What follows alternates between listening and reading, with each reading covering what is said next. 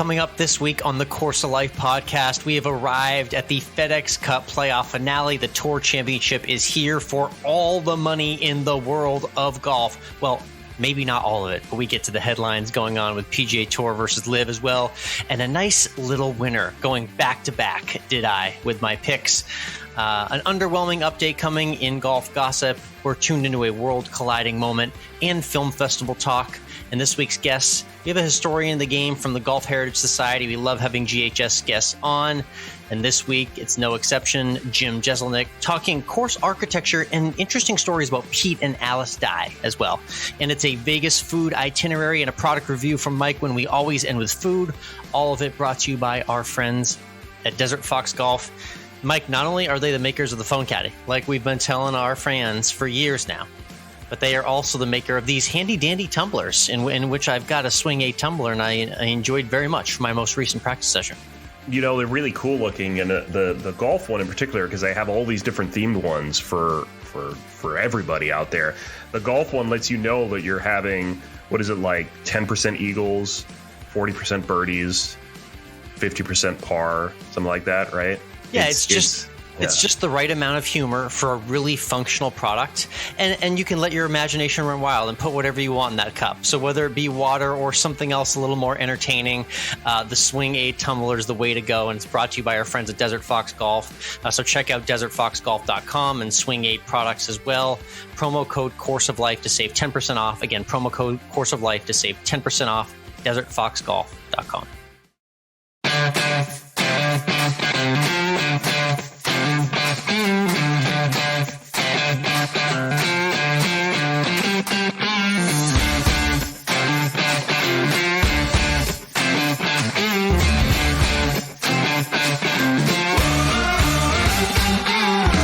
Hello, interwebs, and welcome to Course of Life, part of the Morning Read Podcast Network. We are proud to be presented by our friends at Desert Fox Golf and D3 Golf. I'm Michael, he's Alex. And Alex, let's get it over with at the top of the episode here. Thanks to Patrick Cantlay becoming the first player to win back-to-back at the BMW Championship 2 years in a row. You now have won back-to-back with your picks 2 weeks in a row after having Zalatoris last week and Cantlay this week. So before we even talk about Patrick Cantlay and his performance and Sunday at Wilmington, why don't you just take some time to say how good you are? I will, and there was just a massive thunder and lightning strike in the background if our audience caught that at home. And that just shows you how white lightning hot my picks are in the last couple of weeks, basically. I can bring it whenever I need to. And it's funny because for the past few months, we've been joking about how you and I have been knocking on the door with these PGA Tour picks. We put them out weekly on my runyourpool.com article preview, but also on Twitter. I'm at Course of Life 1. You're at MWRINC. And we've been getting a lot of seconds, a lot of thirds, a lot of slew of guys in the top 10, knocking on the first page of the leaderboard.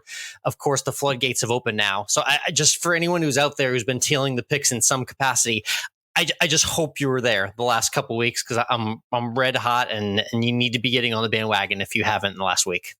Yeah, I will say I thought I had a chance coming into Sunday. I had Rory, who was in that top 10, Cam Young, Sam Burns. I had guys nipping around the top, but they all had typical Sundays. At least Rory McIlroy had a typical Sunday and just fell apart. But your guy, Patrick Cantlay, played phenomenally well. Patty ice, as we expect, icy cold down the stretch, just making birdies and pars when he needed to do it. And ultimately it came down to maybe, I don't know if he won so much. He just didn't do the bad things at the wrong time to lose. And he made that great par save on 18 out of the bunker, fairway bunker as well, which we've seen a lot of good saves out of fairway bunkers this year on tour. Yeah, kind of reminiscent of the Matthew Fitzpatrick moment at Brookline, very similar. So Patrick Cantlay now is in fine position to win maybe a FedEx Cup in 2 years in a row. We'll talk more about the Tour Championship later, but I mean, what did you think of the other guys we saw out there who played pretty well on Sunday?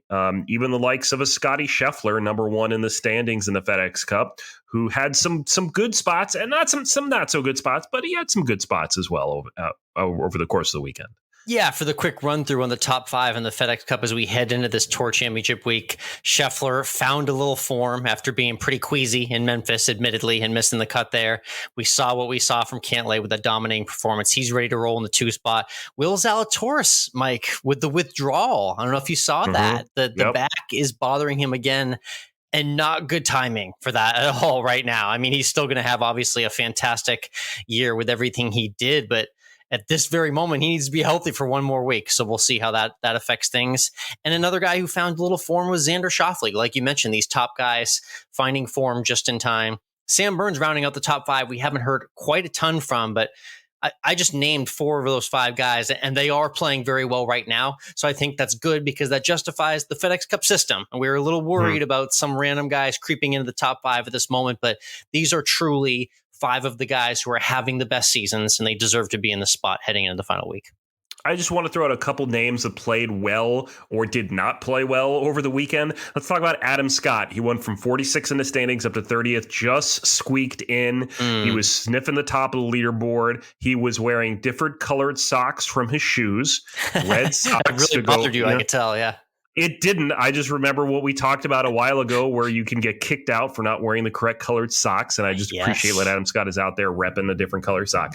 The not belly putter that he's been playing for a long time. He's old for a golfer. He's 44, I think it is. So, yeah. He's just squeaking in there. He's going to start at even par. We'll talk about that stupidity later as well. Yeah, another guy that I want to shout out that got in, Sahith Theegala, who we've talked about a lot, definitely. Having that great rookie campaign.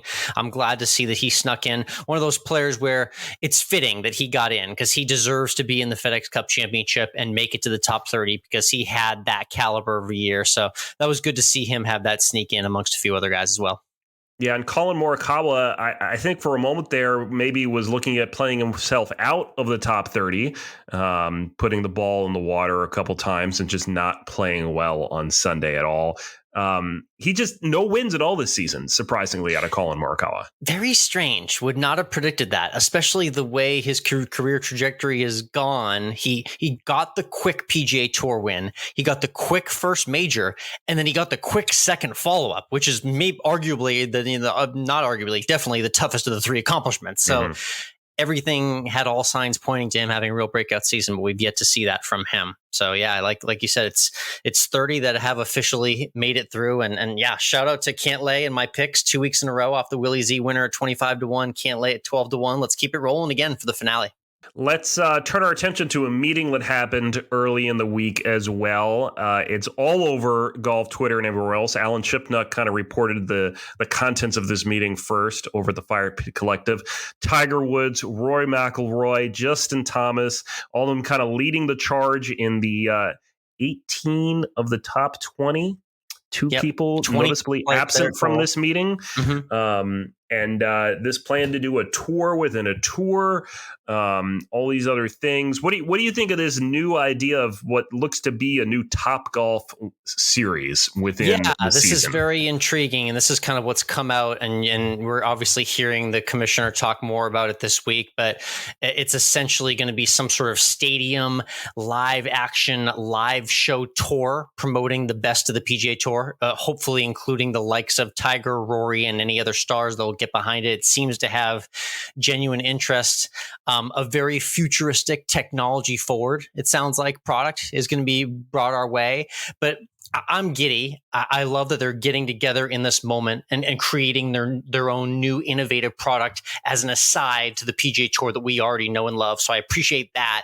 And I'm also, my mind is obviously, me, just wondering at the possibilities of what a live show tour could be like. Are we going to get, Tiger and Rory hitting wedges from a helicopter onto a football field or something? My mind's going nuts thinking about what the possibilities are.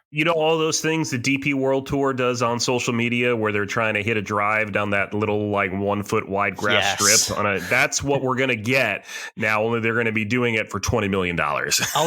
Perfect. We got NASCAR and IndyCar venues ready for that. Ready to go. There you go. Surprisingly, Saudi Arabia puts a lot of money into Formula One racing. They do, yes, and I've seen that firsthand with the F1 track here at Austin every year. Yeah, they show up big for the race at the Circuit of the Americas. So, interesting little aside proposal brought together. But the bottom line was, Tiger hopped on the PJ. You'll notice Ricky Fowler tagged along for the ride at last week's players meeting up to Delaware. 3.5 hour meeting, said it went well. Tiger immediately flew back, and we got movement. So that just goes to show you that, listen, if Eldrick Woods is taking time out of his schedule to make this meeting happen, you bet something productive is coming out of it for the game of golf. Yeah. And the two names that were absent from this meeting of the top 20 were notable. The first is someone who is supposedly qualified for the President's Cup, Cameron Smith. Yep. That sounds about right.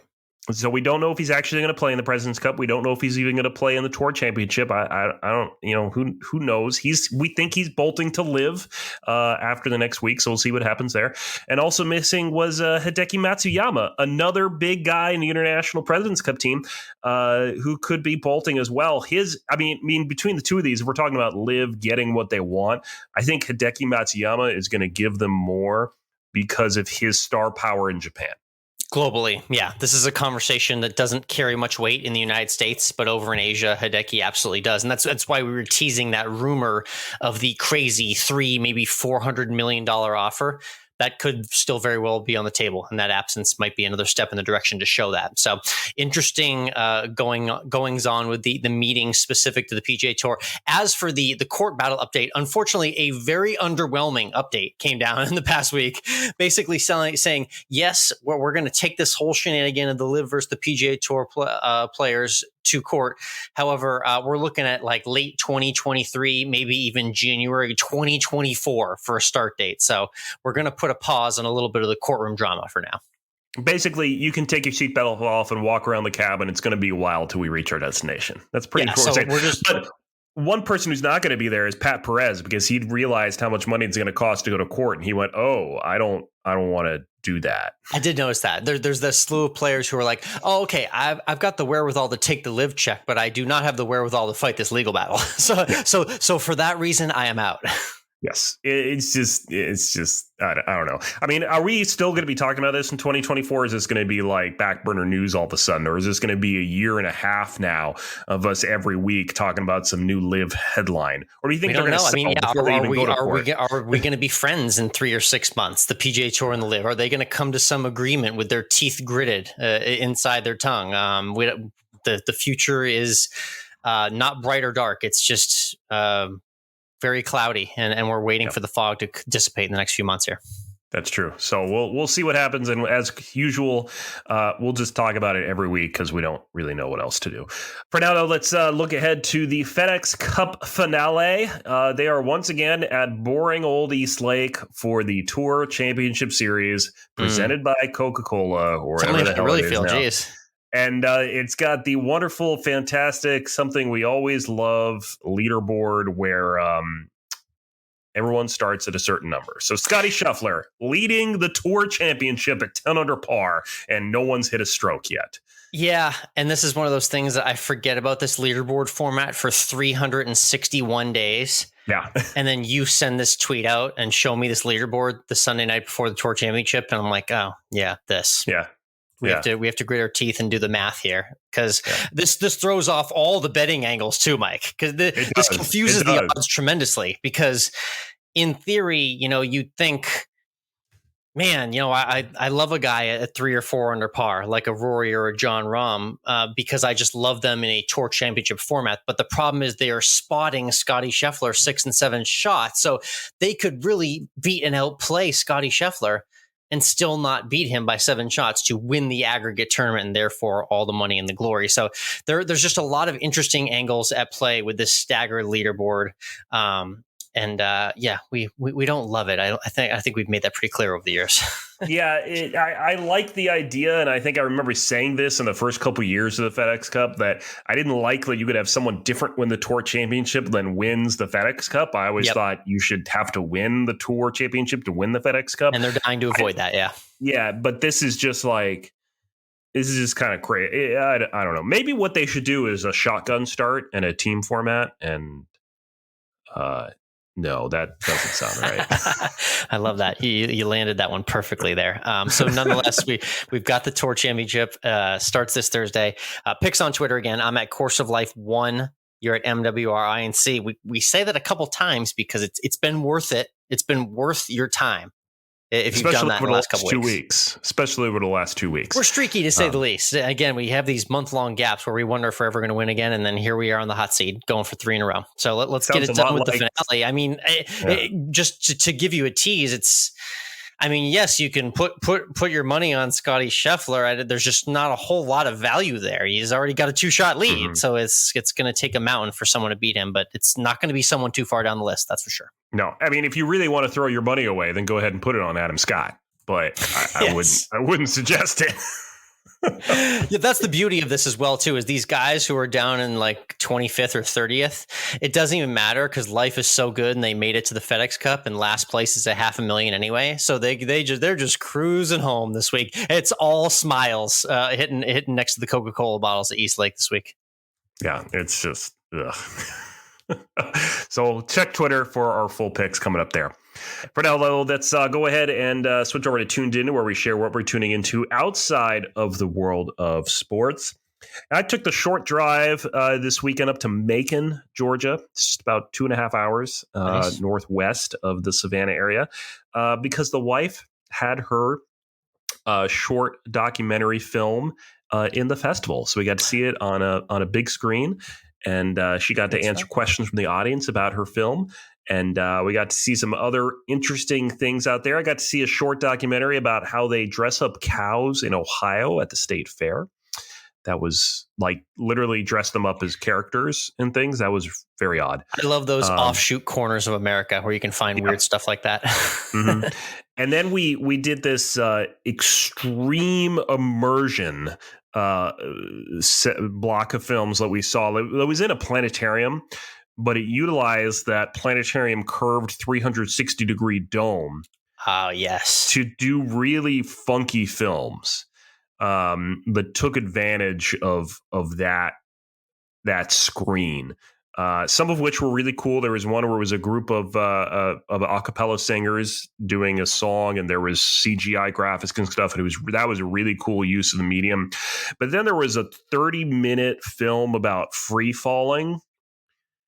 Oh my God. And yeah, I did close my eyes several times during that one because it was a lot of CGI mannequin bodies falling or sometimes going up, dear Lord, going around. It was like nauseating at times.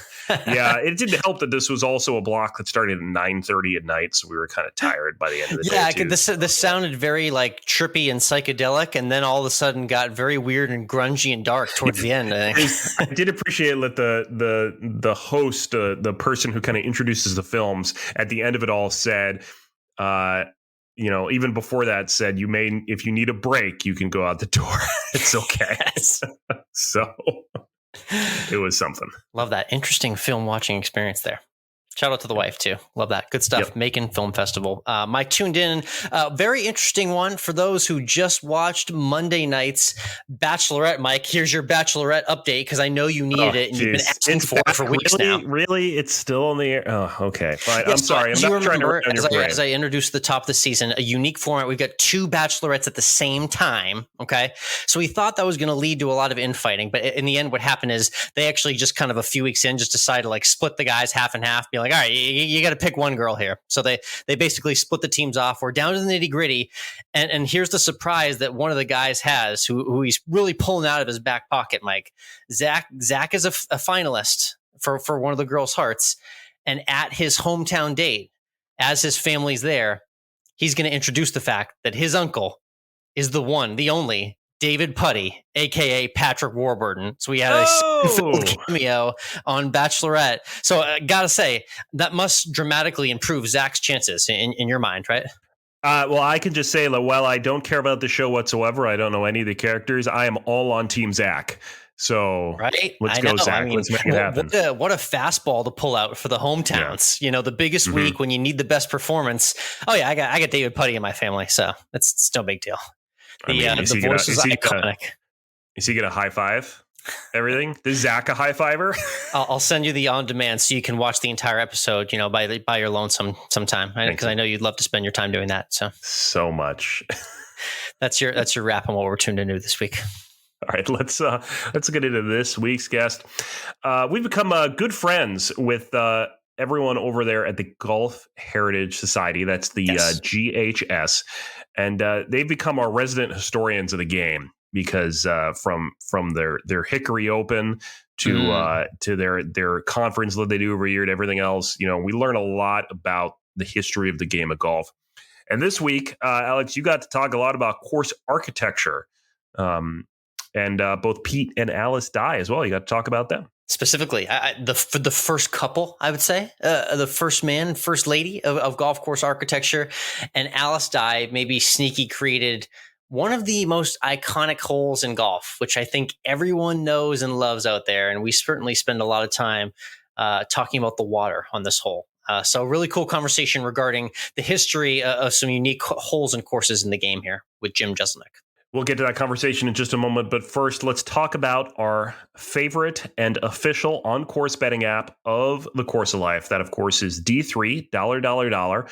And I'm looking forward to doing a bunch of matches with people coming up when we play each other in person in New Mexico in just a week and a half. Very much so. Absolutely. It's going to be fun. You and I are going to have a local match, but the cool thing that you can do out there, if you want to talent challenge myself, Michael, or the both of us, is you can download the D3 Golf app as well, too. Be sure to find us on there, search us, add us as a friend, and then we can play a match for money. That's right. Real money can be exchanged on the app. You can redeem that money instantly after the match is over. It's an unbelievably convenient way to bet and keep score right on your phone during the entire match. So check out the D3 Golf app and download and play today.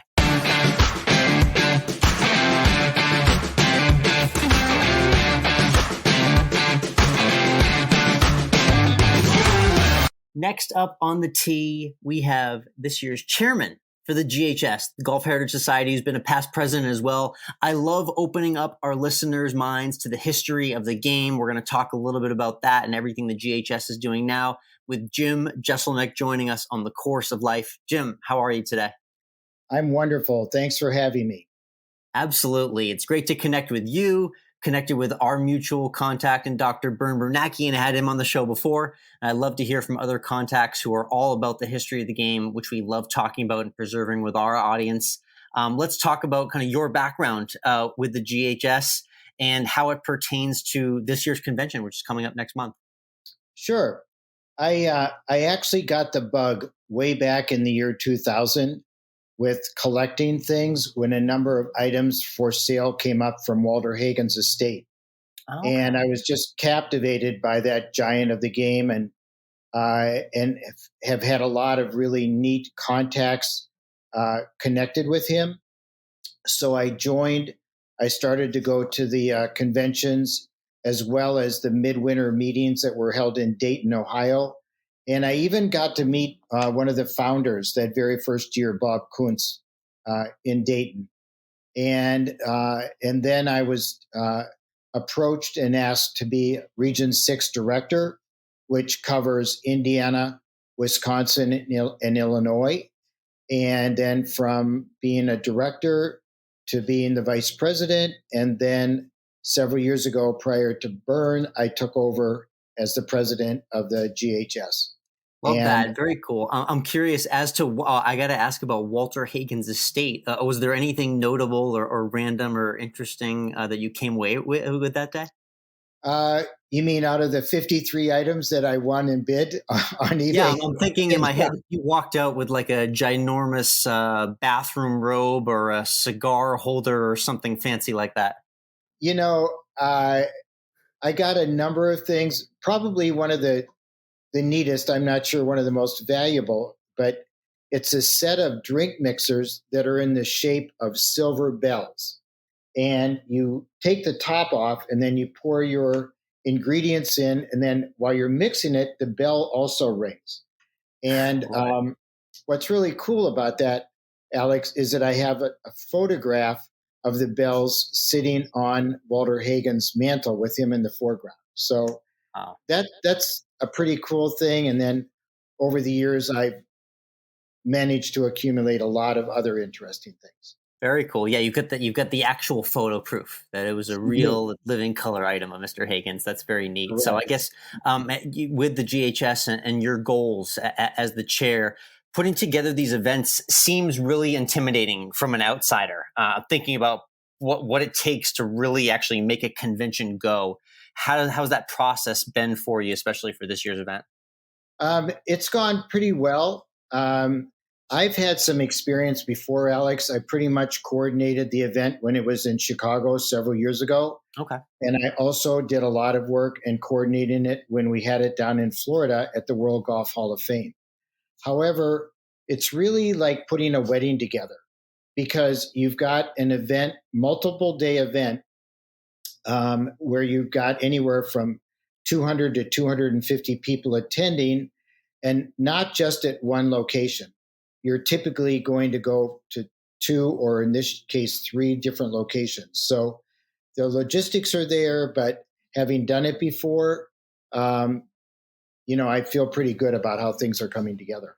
Nice. I'm curious from an event organization perspective. I always wonder about this because sometimes you'll go to an expo or a convention and there will be a huge mass, a huge quantity of different exhibits and whatnot, but maybe not the high quality that you'd like to see. Or on the other end, there's maybe smaller conventions that go truly for quality over quantity. Where do you think you toe the line with that with the GHS conventions? Well, certainly we are not a Comic-Con that attracts 300,000 people. I think I read that just finished. And I'll tell you, when you come to our trade show, and there's generally 100 or more tables that are filled with all different sorts of golf artifacts, it can be pretty overwhelming. Even for me now, when I get into the room, when you're a collector, you're like a kid in a candy shop. And you really don't know where to go, and you're pretty much limited by the amount of money in your wallet.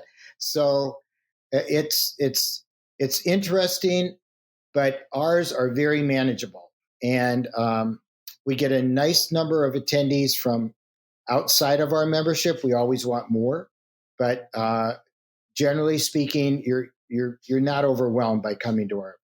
Very neat. One aspect that I love touching on, I've touched on with Dr. Byrne in the past, is working in the Hickory golf clubs, the genesis for the game and how the game was originally played. And I understand there's going to be a Hickory golf tournament around the event specifically. I do have one promise that I have not lived up to with Dr. Byrne and the GHS is I have not attended the Hickory golf tournaments yet, but I intend to. What's your favorite aspect of the Hickories and playing with them as well?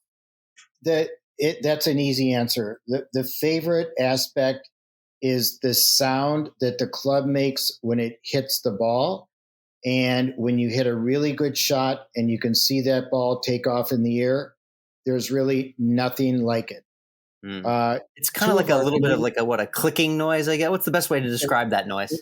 It's a clicking noise. That is exactly correct. And what some people don't really understand until they've actually hit a Hickory club is that if you know how to play the game, you can hit a Hickory club almost as far as your regular club. In fact, Sandy Lyle, former Masters champion, British Open champion, is the national or international Hickory champion.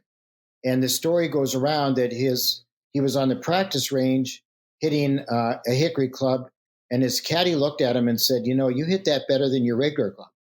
So even for Masters champions, it's a thrill and it's a joy for me and everybody else that plays with Hickories. Very neat. Shout out to Sandy Lyle as too. Great of the game. We see him every year at Augusta, so it's neat to know that he's still picking up the Hickories and dominating there as well. Correct. Let's talk about a featured presentation, an exhibit within the game specifically.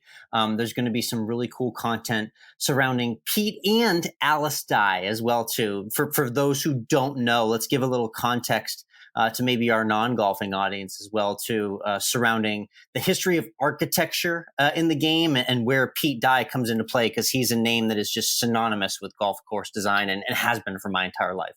Correct. Pete and Alice Dye are clearly the number one couple in golf. He was very heavily influenced by a lot of Scottish architects as well as other architects like Donald Ross, Alistair Mackenzie, C.B. McDonald, and pretty much settled his home in Indianapolis. And in fact, at age 31, he even qualified for the U.S. Open at Inverness Club in Ohio. He missed the cut, but he actually came in ahead of Arnold Palmer and Jack Nicklaus. And his first major design, actually their first major design, was Crooked Stick Golf Club in Indianapolis. And that's where he actually had a home. And obviously, if people watch television and they look at the PGA tournament at Sawgrass down in Florida, the TPC, the Island Green is one of the clear trademarks, along with his bunkering and the use of railroad ties in golf course design. Yeah, and very cool. Huge variety of courses, too. You mentioned, Crooked Stick, Sawgrass, PGA West, Harbor Town. I'm sure I'm leaving out a bunch as well. Well, there's a lot of other ones. And we're very thrilled. One of our breakout sessions is going to be with two architects, Jan Beljan, one of our members, and Tim Liddy, who actually worked for 28 years with Pete and Alice Dye. Wow. Fascinating. Yeah, let's talk about Alice for a moment. Maybe the unheralded half of the couple, but she deserves a lot of credit. You did mention that Island Green. And from what I understand, Alice had a huge influence in the creation of that Island Green at Sawgrass, which is, I think, is arguably maybe the one golf hole in the world that maybe any person on the planet knows. And she was actually, I think, a little bit of the inspiration behind that. Is that right? She was absolutely the inspiration behind it, because just for you and your listeners, think Florida, a lot of swampland. And they wound up getting the property for $1 and spent months and months walking through it, developing the routing. But it was actually Alice who had the idea and suggested to Pete that they create this Island Green that continues to mystify golfers of every level. It is. It's just fascinating, and it gets more and more fascinating every year as the years go on, because it's such a short, simple shot in theory, and even the world's best quiver at it. That's how you know it's an amazing design. Again, we're talking with Jim Jeselnick, chairman of the GHS. It's golfheritage.org if you want to check out more. I love flipping through the artifacts and collectibles that they feature on the website, but you can check out convention information there. Let's get to some quick shot questions and maybe go back a little bit into the history of the game. There's many favorite eras to talk about, maybe talking historically here over the past several centuries. Myself personally, I love looking back at old footage of Arnie and Jack arriving on the PGA Tour scene and the beginnings of their PGA Tour careers. What era do you kind of most fondly look back at the most and find yourself researching in your time at the Golf Heritage? That's a great question. I certainly grew up with Jack, Arnie, Gary Player, all those guys. I was lucky enough to be able to attend a number of golf tournaments. I remember one time when they had the Western Open at a famous course in Chicago, and it had a semi-island green, and I saw Arnold Palmer hit a 1-iron to about 5 inches. 1-iron, wow. Rare breed. I'll never forget it in my life, yeah. But honestly, because I think I mentioned earlier that I really got started in collecting and really developing a love for the history of the game when I started to acquire the items that were owned by Walter Hagen. I would have to say the golden age of golf. Walter Hagen, Bobby Jones, Gene Sarazen, all of the things surrounded with the British Open. That would be my favorite era, just because that is really what catapulted golf forward, particularly in America. Love that. Yeah, Walter Hagen, a legend of the game. And I guess my quick shot question for you regarding Mr. Hagen would be maybe things outside of the ropes. He always had an interesting reputation, and you can keep it maybe PG-13 if you'd like, but maybe give us a fun fact about Hagen outside the golf course that strikes you from his legacy. Alex, he did have a real reputation for being a ladies' man. I think the thing that he had the reputation for was maybe imbibing in too many adult beverages. However, I've read stories already in books that he would go ahead and get a drink, but then he would pour it in a plant and pretend that he was nursing a drink. So I would have loved to have been there with him to talk to him and maybe see firsthand if that was actually the case, but I think we'll never really know. Certainly, there is absolutely no question that he enjoyed the company of womenfolk. He was married and divorced twice. So I'll let probably the readers kind of take it from there. Where they want to go with Sir Walter is what his nickname was. Yeah, he's a fascinating individual, shown off in greatest game ever played and lots of other golf history pieces. Definitely someone worth a little extra research if you're a golf fan and you hadn't yet heard of Walter Hagen, legend in his own right. Let's talk about the convention specifically for someone who is interested, maybe someone who is a fan of history of the game, or someone who finds himself in Indiana or Indianapolis in September when the time comes for the convention. What can they look forward to seeing in terms of notable exhibits, artifacts? We talked a little bit about the Dye legacy, but what can they actually get their hands on there? So we are actually going to have two different Hickory golfing events. One is going to be a little fun group gathering on Wednesday at a course called Eagle Creek, which is actually a Pete Dye design. It now has 36 holes, so some of that original 18 have been melded together. And then Wednesday evening at the Wyndham Indianapolis West Hotel, PBA Galleries will have their annual live and online auction.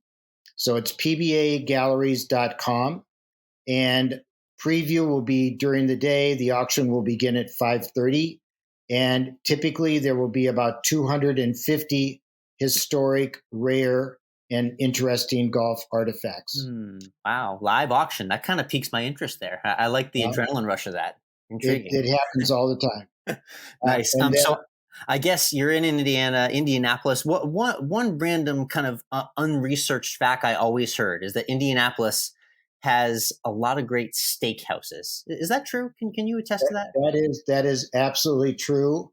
They have a very famous one in downtown Indianapolis. It's been there forever, called St. Elmo's Steakhouse. Yes, right downtown.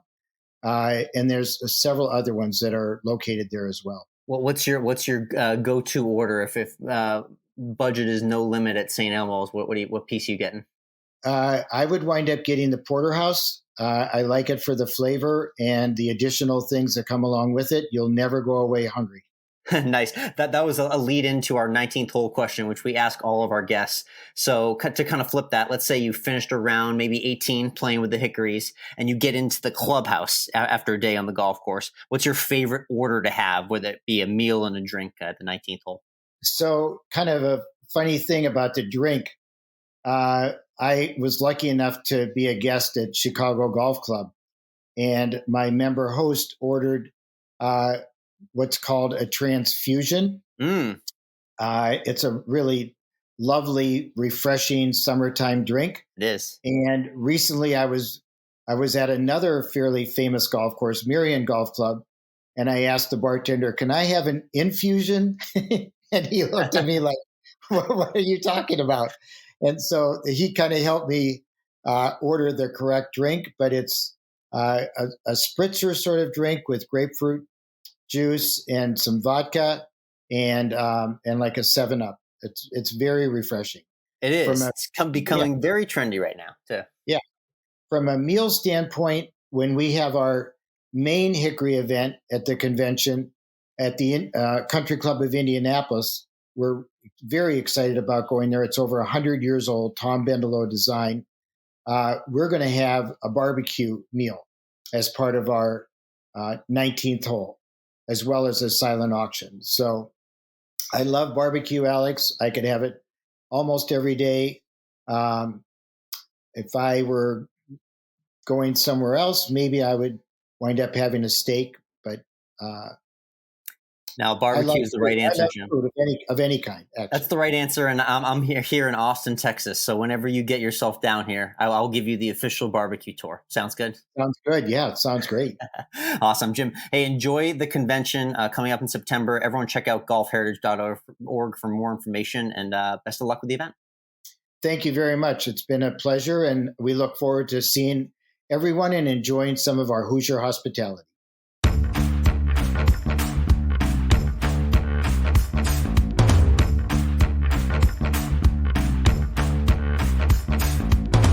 And we're back. Great chat there with Jim.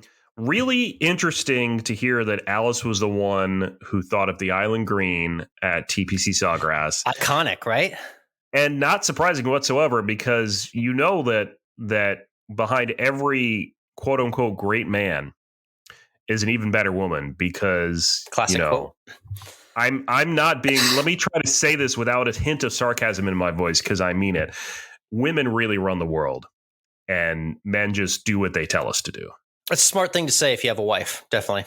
I do, and so do you. So fully endorse. And shout out to Alice Dye, being the real brains behind the Dye operation, those immaculate course architecture designs that we went through with Jim. If you're interested in more, or you're near Indianapolis in Indiana and want to attend that convention at the end of September, check out GHS.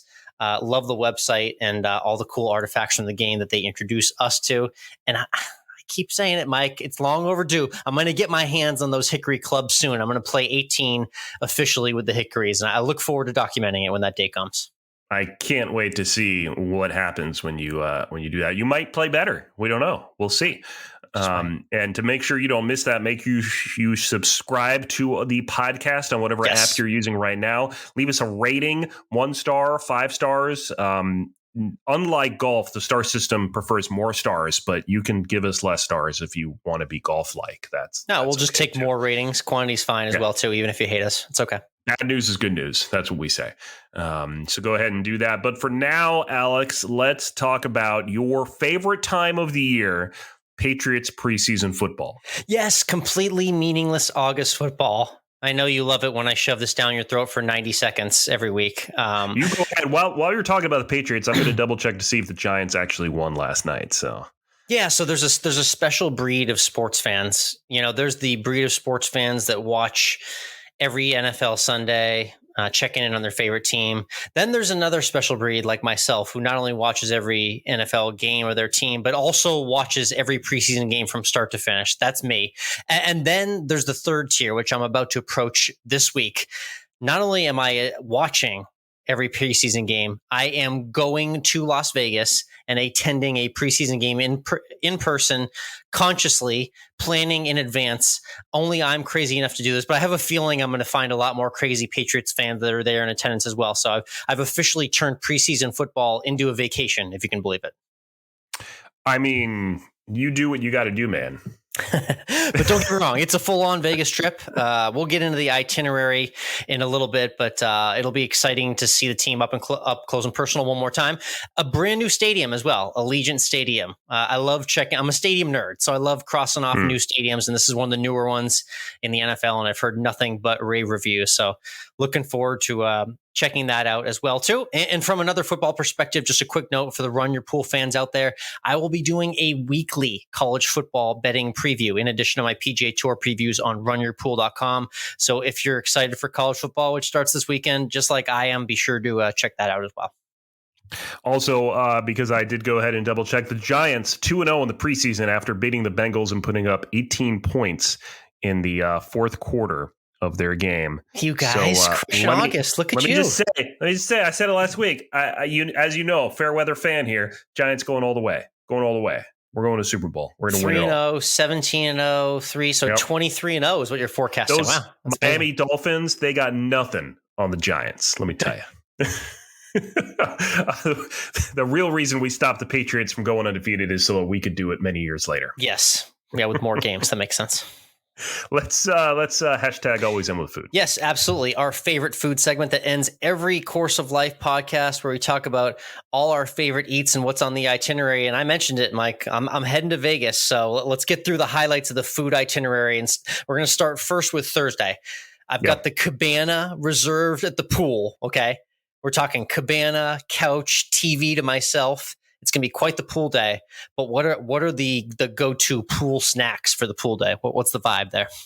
I mean, I'll be honest. I don't go to the pool, so I really don't know what's appropriate. Whatever you want. Usually, it's just something fried because you got to kind of balance out the other things that you're intaking. I would think though you don't want to eat something that's going to make you bloated because you're in a swimsuit and you're by the pool. So, fair play actually. Yeah. So maybe it's grilled chicken instead of fried. Okay. So grapes. You want someone feeding you dates. You know, we saw Brooks Koepka being fed grapes. So yeah, I don't know if I got that package. I'll have to check the reservation package I got, but I'm not sure if I got that in the details. Is the wife coming with you? Because if so, she can be the one feeding it. If not, you may not want photographic evidence of someone else. May have to make that happen. May have to make her do that for sure. Okay. Cool. Part 2 will be Thursday night. It's dinner at our favorite place on the Strip. We're going to Tao, the world famous Asian bistro. Some of the best noodles, lo mein, fried rice, amazing apps across the board. It's one of those places where the appetizer menu is like a couple pages long and you end up getting too many before you even get to the entree, but it's definitely going to be full on pig out mode there tonight. Love it. And then Friday, it's the Topgolf Vegas excursion. So I'll be trying a new snack there, checking out the scene. This is the iconic Topgolf Vegas with the Strip in the background. So I'll be sure to post there and you'll see some highlights from the trip, but it'll be a very fun food-filled weekend on the Vegas Strip for me. What's the must-get food item at Allegiant Stadium? That's a good question. I'll have to do a little more research into that, but I'm sure they have some sort of come on, man. Some sort of extravagant, burger with the fried chicken, bacon, hot dog, French fry, and onion ring in the middle, or something like that. Do I have to go grotesque, or should I get something more unique and jazzy? What do you think? I mean, whatever is the most. You got to ask around and find out what everyone says you need to get there, and then that's what you need to get. I'll ask the locals, and you'll see that at AlwaysEndWithFood on Instagram. What was your food content of the week? Because I saw a few things from you this past week. Yeah, I put up on Always End with Food on Instagram. I put up my instantaneous reaction to the new Coke Dreamworld. This is the final Coke flavor that they're doing this year. That's different. It's supposed to taste like dreams. Dreams. What do dreams taste like, Michael? Not very good, according to Coke. I got the Coke Zero version, so I don't know if that's going to be any different from the other Coca-Cola version. It was just off-putting. It was incredibly sweet smelling. It was very sweet tasting, a little fruity tasting, and just a little off-putting as well. Were they trying to get or extract some sort of fruit flavor in the drink to give to you? I don't know. I've heard that it's supposed to taste like Coke with Skittles, and I'm not a Skittles fan, so maybe that's part of the reason why I didn't like it. It was just not pleasant. I took a few sips, and then the wife took a few sips, and she did not like it either. And we had it sitting in the car as we went up to the Macon Film Festival, and the next day she grabbed it as we got out of the car to go somewhere for breakfast, and she took a sip of it. And of course, warm Coke, as we know, is not good to begin with. Warm Coke Dreamworld was even worse. She almost spit it out. It was pretty bad. That's a trooper move. Very bold play by her, grabbing that next day. Wow. Okay. Yes. I will say, though, it was made up for by a really nice bagels at Macon Bagel. So if you're in Macon, get Macon Bagels for breakfast. Shout out. Love that. Okay, so Dreamworld is an avoid. Well, we'll stay clear on that one for now. Yep. All right, sounds good. All right, that was Always End with Food and a wrap on another great Course of Life episode. Thank you for everyone for tuning in. Be sure to hit that subscribe button right now because you liked what you heard and you made it all the way to the end. We'll see you next week.